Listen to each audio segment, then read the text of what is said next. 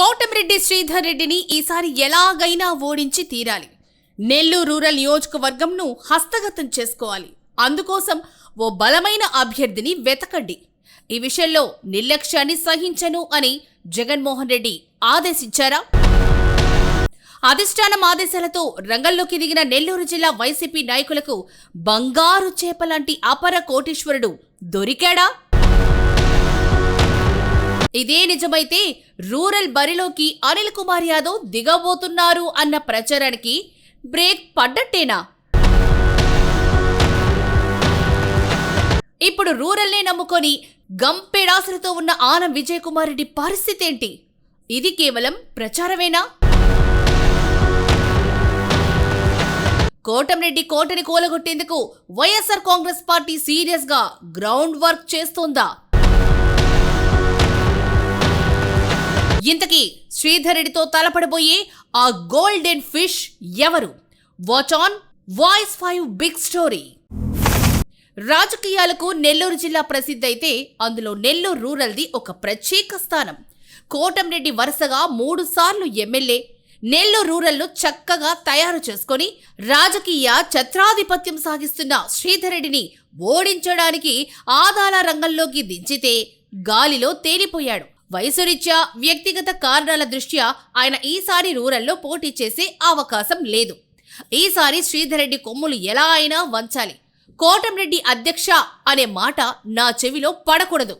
అందుకోసం మన పార్టీ నుంచి రూరల్లో పోటీ చేసేందుకు ఒక బలమైన కోటీశ్వరుణ్ణి అన్వేషించండి అంటూ వైఎస్ జగన్మోహన్ రెడ్డి నెల్లూరు జిల్లా పార్టీ వర్గాలను ఆదేశించారట.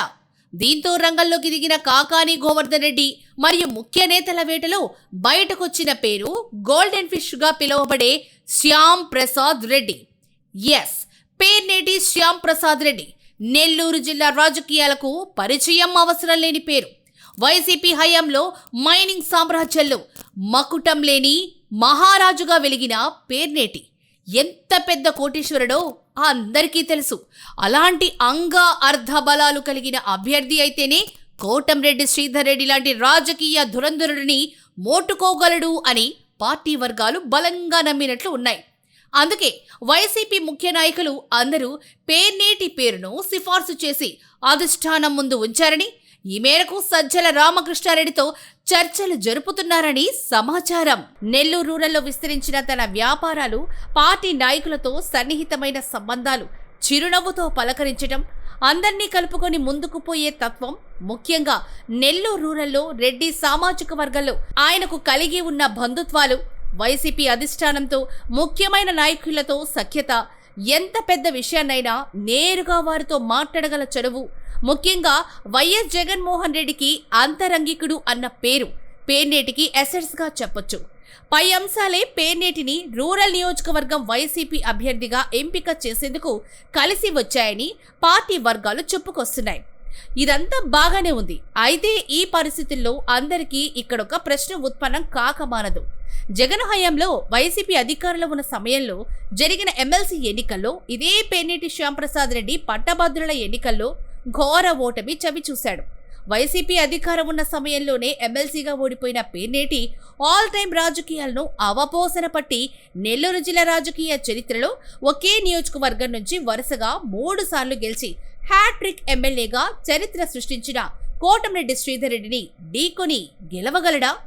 ఆయన్ను గాని ఆయన తమ్ముడు గిరిధర్ రెడ్డిని గాని ఓడించగలడా అన్న సందేహం రాకమానదు.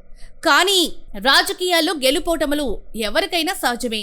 అది కూడా స్వపక్షంలో వెన్నుపోటతో కుట్రలు జరిగితే పెద్ద పెద్ద సమర్థులైన ఎంతో మంది నాయకులు ఓడిపోయిన దాఖలాలు మనం గతంలో చూశాం.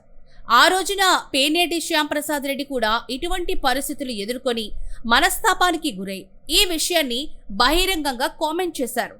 తన రాజకీయ ఎదుగుదలను తట్టుకోలేక సొంత పార్టీ నేతలే కుట్ర పన్ని ఒక పథకం ప్రకారమే ఎమ్మెల్సీ ఎన్నికల్లో తనను ఓడించారని ఆ రోజున శ్యాంప్రసాద్ రెడ్డి విమర్శలు చేశారు. ఇప్పుడు ఇక్కడ ముఖ్యమైన పాయింట్ ఏంటంటే, ఎమ్మెల్సీగానే తన ఎదుగుదలను ఓర్చుకోలేకపోయిన నెల్లూరు జిల్లా వైసీపీ నేతలు రేపటి రోజున పేర్నేటి శ్యాంప్రసాద్ రెడ్డిని ఇక్కడ ఎమ్మెల్యేగా గెలిచేందుకు సహకరిస్తారా? ఎస్, ఖచ్చితంగా ఇక్కడ ఈ పాయింట్ అందరి మదిలో తలెత్తుతోంది. అదేవిధంగా ఇక్కడ గుర్తుంచుకోవాల్సిన విషయం మరొకటి కూడా ఉంది. వైసీపీ నాయకులు చేసుకున్న ఇటువంటి తప్పిదాల కారణంగానే రాష్ట్రంలోని అత్యంత బలమైన నెల్లూరు వైఎస్ఆర్ కాంగ్రెస్ పార్టీ 10 నియోజకవర్గాల్లో ఒక్కటంటే ఒక్క స్థానం కూడా గెలుచుకోలేకపోయింది.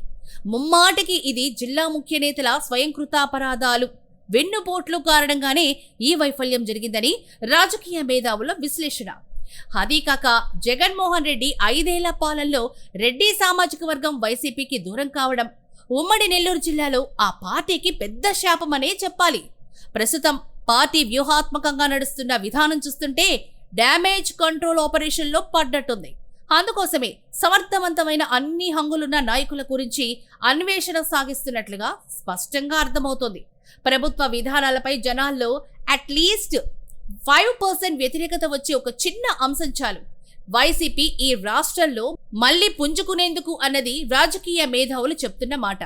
ఒకసారి వైఎస్ఆర్ కాంగ్రెస్ పార్టీ గాలి వీస్తే నేతలందరూ 100కు 100% జగన్ బొమ్మ పెట్టుకుని గెలిచేవారే.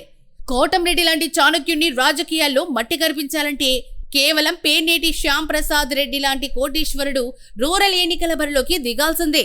అప్పుడే శ్రీధర్ రెడ్డిని ఓడించాలన్న వైఎస్ జగన్మోహన్ రెడ్డి పంతం నెరవేరుతుంది అన్నది పార్టీ నేతల అభిప్రాయంగా తెలుస్తుంది. ఇక ఎన్నికలకు ఇంకా 2 సంవత్సరాలకు పైగా సమయం ఉండగానే వైసీపీ అధిష్టానం ముందు చూపుతో తీసుకుంటున్న ఇటువంటి నిర్ణయాలు పార్టీకి పూర్వ వైభవాన్ని తీసుకొచ్చేందుకు దోహదపడతాయని పార్టీ కార్యకర్తలు, అభిమానులు, రాజకీయ మేధావులు చెప్పుకొస్తున్నారు. అయితే ఇక్కడ పేర్నేటి శ్యామ్ ప్రసాద్ రెడ్డి రూరల్లోని వైసీపీ నాయకులు ఎలా కలుపుకొని ముందుకు పోతారు, కాకాని అనిల్ కుమార్ యాదవ్, ఆదాల ప్రభాకర్ రెడ్డి లాంటి వారిని ఎలా కోఆర్డినేట్ చేసుకుంటారు, టికెట్ ఆశిస్తున్న ఆనం విజయ్ కుమార్ రెడ్డి లాంటి వారిని ఎలా సముదాయిస్తారు అనే విషయాలను రానున్న రోజుల్లో రాజకీయ తెరపై చూడాల్సిందే. This is Gadiraj Vinod Kumar, voice 5 editorial head, signing off. అందమైన పెళ్లి, అద్భుతమైన షాపింగ్, శుభమస్తు షాపింగ్ మాల్. సంబరాల పెళ్లి, సంతోషమైన షాపింగ్, శుభమస్తు షాపింగ్ మాల్. ఇంట్లో పెళ్లి అంటే ఆనందం, సంబరం, ఇంకా చాలా షాపింగ్. వధువు పట్టు చీరల నుండి వరుడు షర్వాణీల వరకు, అమ్మా నాన్నల డ్రెస్సుల నుండి పిల్లల ఫ్యాషన్ వరకు, పెళ్లికి కావలసిన ప్రతి ఒక్కరి డ్రెస్సులు ఒకే చోట మన శుభమస్తు షాపింగ్ మాల్ లో. ట్రెడిషనల్ అండ్ మోడర్న్ కలెక్షన్స్, ఇలా మొత్తం ఫ్యామిలీ కోసం. శుభమస్తు shopping mall, VRC centre, Nellore.